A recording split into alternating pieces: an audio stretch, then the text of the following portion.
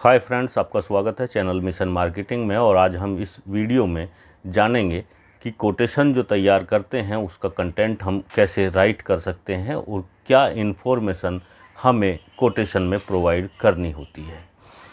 जो लोग मेरे चैनल पर नए हैं उनसे मैं रिक्वेस्ट करता हूं कि प्लीज़ मेरे चैनल को सब्सक्राइब कर लीजिए और आपको वीडियो अच्छी लगे तो उसको लाइक शेयर कर दीजिए। साथ में जो बेल आइकॉन का निशान बना हुआ है उस घंटे को ज़ोर ज़ोर से दबाइए ताकि उसकी आवाज़ हम तक सबसे पहले पहुंचे और हमारी वीडियो आप तक सबसे पहले पहुंचे। आइए शुरू करते हैं कुछ नया। दोस्तों, यदि बात करें हम किसी कोटेशन राइटिंग की, तो कोटेशन या कोट, इसका अर्थ ही ये होता है कि समराइज वे में आप अपनी बात को वहाँ रख रहे हैं, वो भी हाईलाइटेड करके।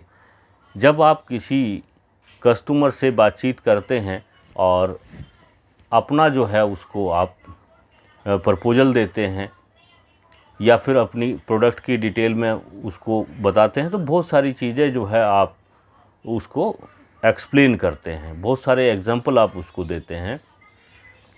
उन एग्जाम्पल के बेसिस पे उसको आप कन्विंस करते हैं और कन्विंस करने के बाद फिर बात आती है कोट या कोटेशन प्रोवाइड करने की।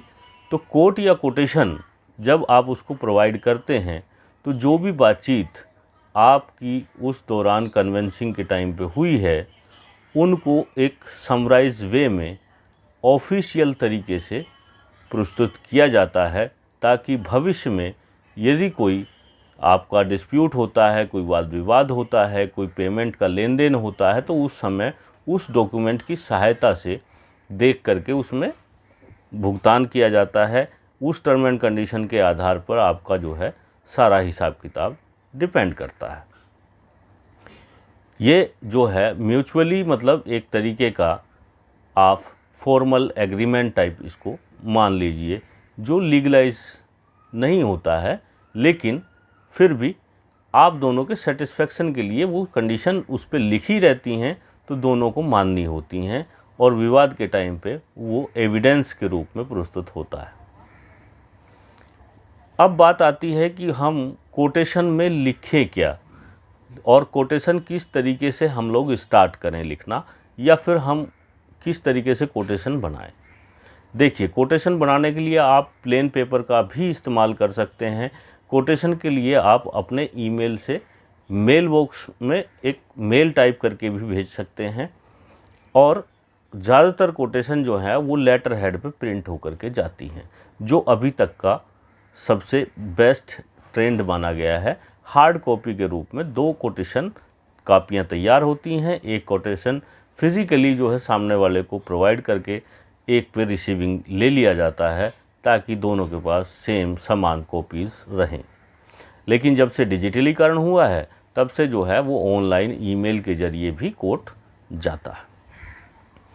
कोटेशन बनाने के लिए सबसे पहले जो भी आपका परफॉर्मा होगा, परफॉर्मे में सबसे ऊपर दोनों पार्टीज़ के एड्रेस मेंशन होते हैं।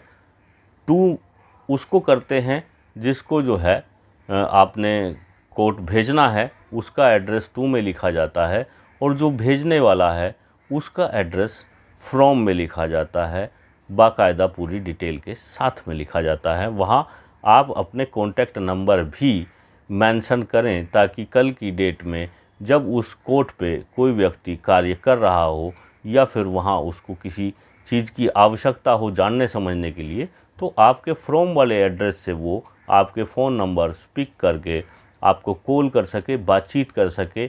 आपके पास ईमेल एड्रेस हैं तो वो भी आप मेंशन कीजिए, ताकि वो आपको रिटन में भी कम्युनिकेट कर सके। और साथ में जो है आप जब कोई कम्युनिकेशन करते हैं किसी को भेजने के लिए, तो जो टू वाला पर्सन है जिसको आपको भेजना है उसकी भी कंप्लीट डिटेल, जैसे आपने अपने फ़ोन नंबर और ईमेल एड्रेस वगैरह लिखे हैं, वहाँ उसकी भी डिटेल आप लिखें। क्योंकि आपके यहाँ, आपके दफ्तर में, आपकी एब्सेंस में कोई व्यक्ति उस कोटेशन पे काम कर रहा है और उस संबंधित उसको कोई चीज़ अलग से नरेट करके सामने वाले को इन्फॉर्म करनी है, तो वहाँ से वो डिटेल पिक करके उस कार्य को कर सकता है।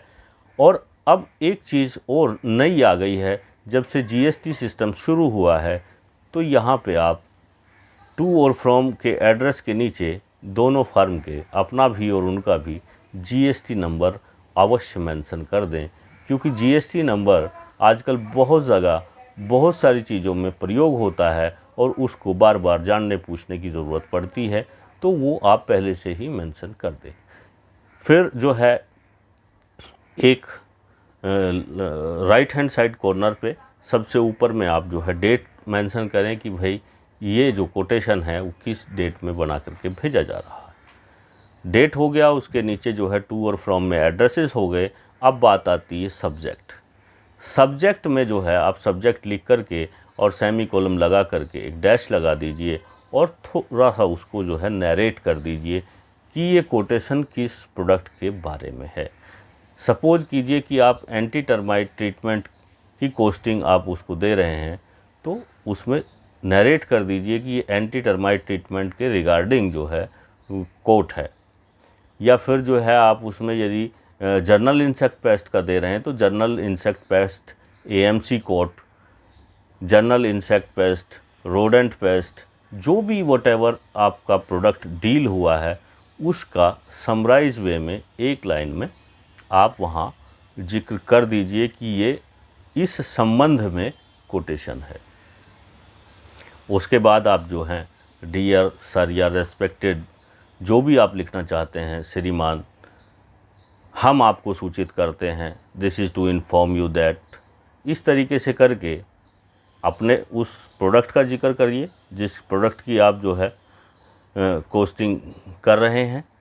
और जो रेट्स आप उसमें मेंशन करते हैं वो रेट्स स्क्वायर फीट में हैं या फिर जो है लमसम में हैं, एक महीने के लिए हैं, सिंगल सर्विसेज के लिए हैं या फिर पूरे साल के लिए हैं, आपकी फ्रीक्वेंसी क्या रहेगी, आप वहाँ क्या क्या केमिकल इस्तेमाल करेंगे, कब कब आप विज़िट करेंगे, पेमेंट आप जो है वो एडवांस लेंगे या फिर जो है कितने दिन बाद लेंगे, जो भी आपकी टर्म एंड कंडीशन है शॉर्ट में जितना हो सके उनको मैक्सिमम डिटेल्स उसमें लिख दीजिए। और लिख कर के जो है उनका धन्यवाद कीजिए। धन्यवाद के बाद जो है आप अपने सील साइन मोहर उस पर जो भी आपको करना है वो करके एक एनवलप रेडी कर लीजिए और हमेशा 2 कॉपी ज़रूर बनानी है। यदि आप डिजिटली मेल पे भेज रहे हैं तो वहाँ से जो मेल उनकी जो है उस पर ओके करा के मंगा लीजिए कि हाँ आपको रिसीव हो गया, आप इससे संतुष्ट हैं। और यदि कोई चेंजेज होता है तो वो रिवर्ट बैक में उस पर लिखेंगे। और फिज़िकली आपने कॉपी दी है तो वहाँ भी वो एक लेटर इशू करेंगे कि भाई ये जो है इसमें सुधार की आवश्यकता है या ये रेट आपका ज़्यादा है या फिर जो है हम लोग जो आप प्रोडक्ट केमिकल यूज़ कर रहे हैं उसमें जो है कोई दूसरा प्रोडक्ट चाहते हैं। तो उस तरीके की जितनी भी डिटेल्स हैं वो सारी डिटेल्स को आप उसमें नरेट करके भेजें। और जब तक सामने से उसका कंप्लीट वर्क ऑर्डर नहीं आ जाता है, कोटेशन के बाद सामने वाले को अपना जो लेटर देना है वो वर्क ऑर्डर के रूप में आपको देना है। वर्क ऑर्डर आने के बाद ही आपका काम शुरू होता है।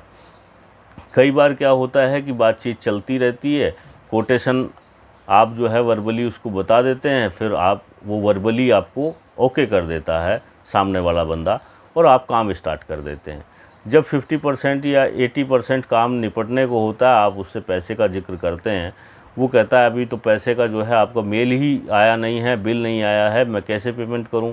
तब तक जब तक वो चीज़ें जाती हैं तो बाकी का जो 20-30% काम होता है वो भी कंप्लीट हो चुका होता है। और जब वो पेमेंट करता है तो वो कहता है यार आपने 3000 रुपये के हिसाब से बिल किया है, ये तो सामने वाला तो जो है 2500 रुपये में करने के लिए तैयार है, मेरा तो दोस्त है, ये है वो है, मैं तो इसको जो है 1000 रुपये में ही करा लेता, कितनी तुम्हारी लेबर लगी। ऐसे करके जो है सामने वाला फिर आपको प्रेशराइज़ करना शुरू कर देता है और वहाँ पे आपको प्रॉब्लम स्टार्ट हो जाती है। यदि आपने पहले से ही कोर्ट फाइनल करा लिया होता तो अब यहाँ इफ़ बट वाली कंडीशन नहीं आती और आपका पूरा पेमेंट मिल जाता। तो यहाँ जो है कोर्ट टाइमली नहीं गया, आपने वर्क ऑर्डर नहीं लिया, तो दोनों के बीच में जो है वो एक मनमुटाव की स्थिति उत्पन्न होती है। आपको लगता है कि मैंने बहुत कम मांगा है और सामने वाले को लगता है कि वो बहुत ज़्यादा पे कर रहा है, और दोनों के मन में एक दुविधा उत्पन्न हो जाती है, जहाँ लॉन्ग टर्म रिलेशनशिप पे बिजनेस सस्टेन करने में इम्पैक्ट आता है।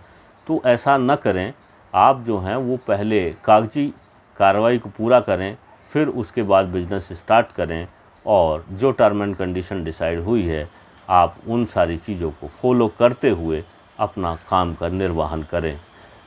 मन, वचन और कर्म से जब आप बिल्कुल सही कार्य करोगे तो आपको व्यापार करने में कोई समस्या नहीं आएगी, और दिन पे दिन आपका व्यापार वृद्धि अवश्य करेगा। तो ये एक छोटा सा हमने जो है तरीका बताया कि how to write the quote and use it in your business to grow as soon as possible, and results will get you.